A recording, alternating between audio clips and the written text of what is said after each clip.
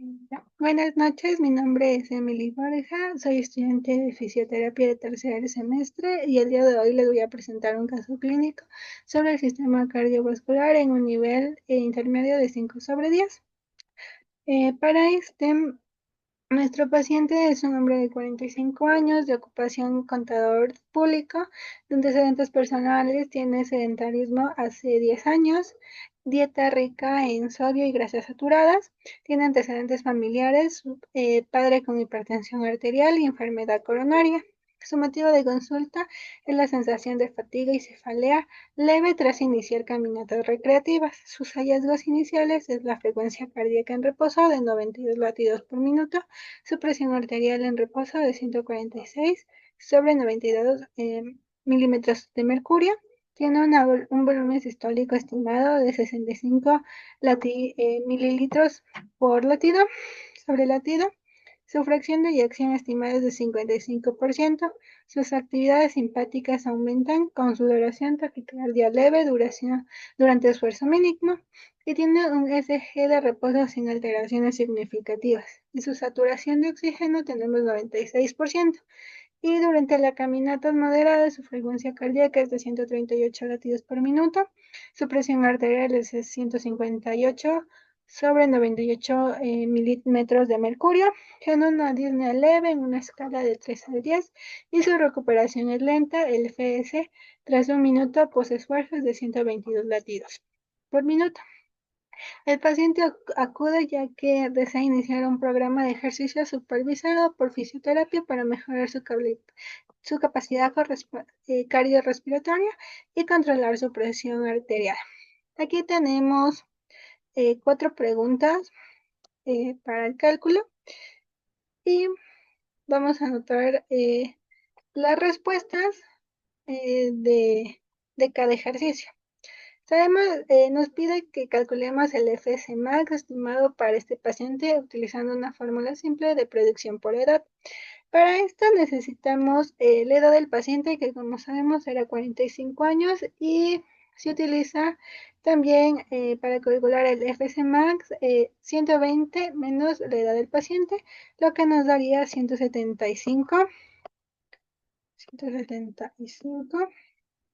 latidos por minuto. 75 latidos por minuto. Todos los cálculos de este caso los tenemos aquí en esta hoja ya, bueno, no se ve en esta hoja resueltos. Y aquí solo vamos a contestar, poner la respuesta.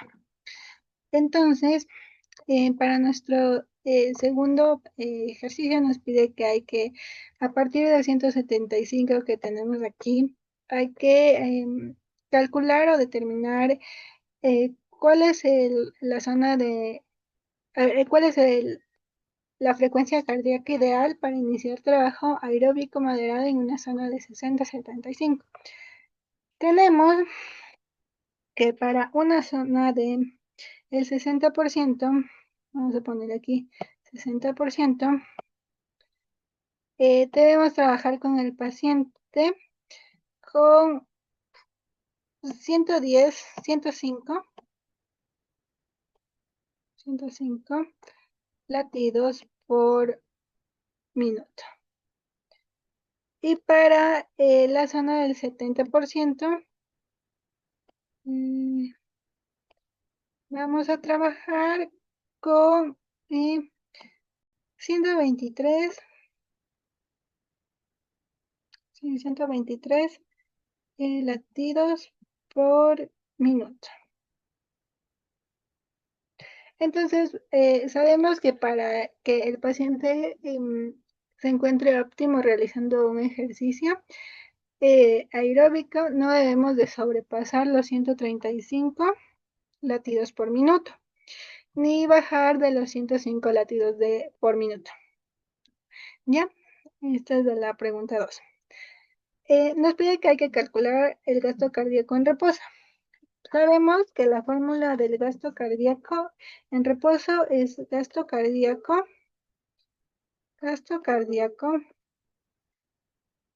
el gasto cardíaco es igual al BC, a la frecuencia cardíaca por el volumen sistólico. En este caso, nuestro paciente tenía una frecuencia cardíaca de 92 en reposo, como nos pide aquí, en reposo, por un volumen sistólico de 65, lo que nos da un resultado de 5.980 mililitros por minuto. Y si esto lo transformamos en litros, que es la respuesta que vamos a colocar, eh, nuestro paciente tiene un gasto cardíaco de 5,98. A ver, esperen. 105, parece un 4. Ya. 105, 5,98 litros. Y la última cálculo que nos pide es la presión arterial media o el PAN. Para este vamos a saber que su fórmula del PAN o presión arterial media es la siguiente. Es la presión sistólica, vamos a poner PS para no escribir tanto, presión sistólica más, ponemos entre paréntesis, 2 por la presión diastólica.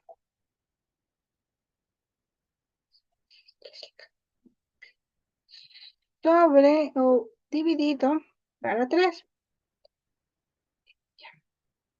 Esto nos va a dar el resultado de 110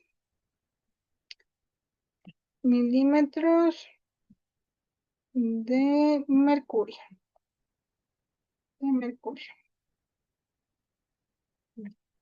Entonces, nos pide estimar el PAN en reposo considerando los valores de tensión arterial agregados. En nuestro paciente nos decía que la presión sistólica en reposo era de 146. Se va a poner más y vamos a abrir paréntesis y vamos a multiplicar el valor o la presión diastólica del paciente, que era 92 por 2. Cuando ya tengamos este resultado, que va a ser 146 más 184 dividido para 3, tenemos que la suma nos da 330. Y si esto lo dividimos para 3, nos da, como vemos aquí, 110 milímetros sobre mercurio. Entonces la presión media de nuestro paciente es esta. Con esto terminamos las preguntas de cálculo. Vamos a borrar estas respuestas y vamos a seguir con las siguientes preguntas. Entonces,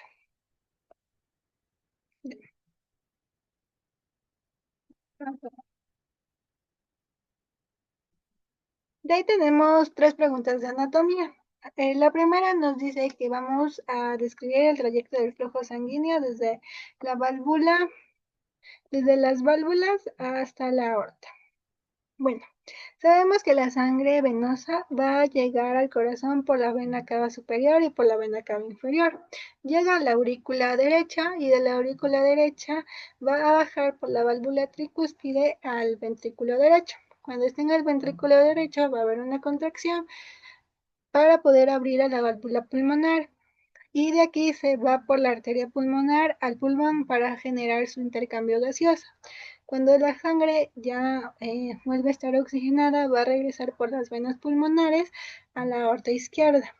Cuando es en la aorta izquierda, se va a abrir la válvula mitral y por aquí va a llegar al ventrículo izquierdo.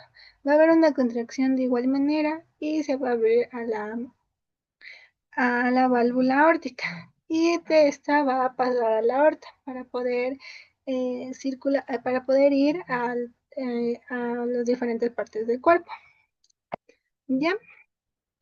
De ahí nos dice que hay que identificar las arterias coronarias principales y explicar su relación fundamental en el suministro de oxígeno en el miocardio. Bueno, tenemos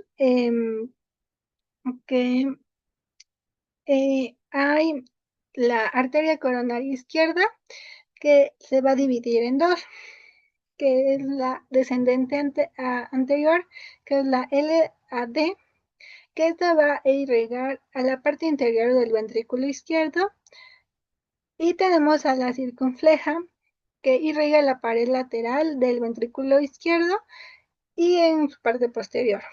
Y de ahí tenemos a la arteria aórtica derecha, que va a irrigar principalmente al ventrículo derecho y la parte inferior del ventrículo izquierdo. Y de ahí tenemos que dice que mencionemos los vasos sanguíneos más relevantes en la regulación del sistema periférico y cómo este calibre afecta la presión. Sabemos que lo más importante para esto son las arteriolas.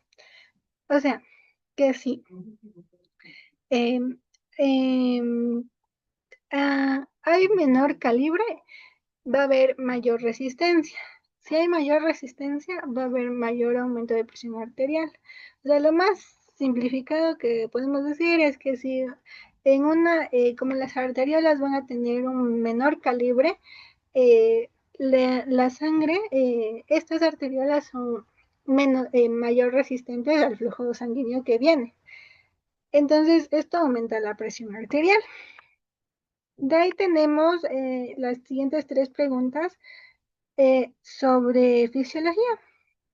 Esta nos dice que expliquemos cómo la activación del sistema nervioso simpático influye sobre la frecuencia cardíaca, la contractividad y la presión arterial durante el ejercicio.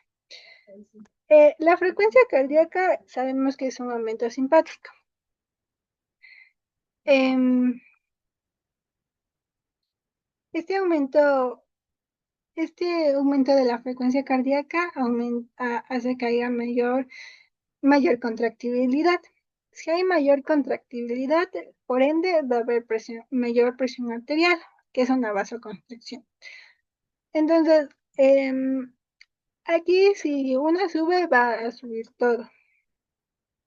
Y describe la respuesta fisiológica esperada del corazón al entrenamiento aeróbico regular, considerando cambios en la frecuencia cardíaca, en el volumen sistólico y en la fracción de eyección. Para este sabemos que el entrenamiento va a generar que la frecuencia cardíaca en reposo sea menor. Así está nuestra frecuencia cardíaca en reposo, o sea, menor. Con el entrenamiento va a haber un aumento del volumen sistólico. Si hay un aumento del volumen sistólico, va por ende a haber más eficiencia cardíaca y por esto va a haber mayor fracción de eyección. Eh, y, y de ahí nos dice que analicemos la relación entre el volumen diastólico y la presión ventricular y cómo puede verse alterada en un paciente sedentario con hipertensión. Ya. Eh, Esta curva de Frank Starling nos indica que o sea, más llenado, más fuerza. Entre más sangre hay, entre más llenado tenemos en nuestro corazón, es mayor con la fuerza con la que va a salir esta sangre. Por eso, en un paciente con hipertensión o que es sedentario y no realiza el ejercicio adecuado, nuestro corazón es un músculo que necesita también un entrenamiento, como los demás músculos.